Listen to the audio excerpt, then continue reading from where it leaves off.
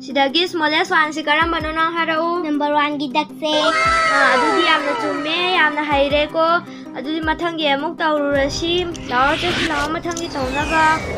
Adudi masigi color singa si chanab da hapo. Orange na number 1 da, green na number 2 da, yellow na number 3 da, aduga si yellow ji number 2. Wow, yamna haire chumme. Adudi mathang se tauro.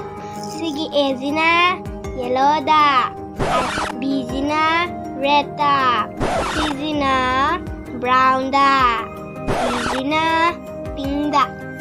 Oh, adudi yamna chumme haire. Mathangi amuk khoi taunaba taurashi ko na yam haire. Mathangi taunaba khoi chalashi. Dagisna makhoigi shape singa si menshelo. B na number 2 da, C na number 3 da, number na 4 da, number 8 na 1 da. Wow, chumme haire. Adudi mathangi amuk taunaba khoi chalashi. Masina tongan ba khwaidagi different oi ba si karambano. Number M gi spoon je. Chumme adudi yam haire. Mathangi amuk taururashi.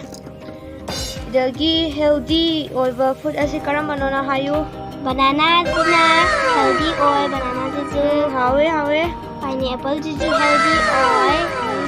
Hawe yam hawe. Adudi mathangi jong haro o. Cabbage ji healthy oi ni. Sigi cabbage ji avocado ji healthy ni. Chumme. Haure. Yam haure. Yam haijuan haire yam khange nang. Adudi mathangi amuk taunaba taurashi. Lemar se karaman haro. Number 1 is ni. Chumme lemar hai se machine ko. Machine lemar hai se adudi mathangi amuk taunaba chalase koi. Mathangi amuk taurashi. Masigi picture sing asi match tau. Before elephant. Before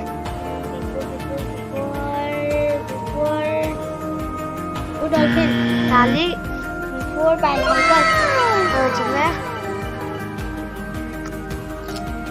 Before cow.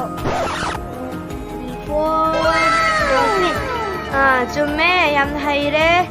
Adudi ngasigi siti matang asida loisalasi ko. Mayamna channel asibu nusibiduna like subscribe taubiramu. Makha taba video sing thagacharake.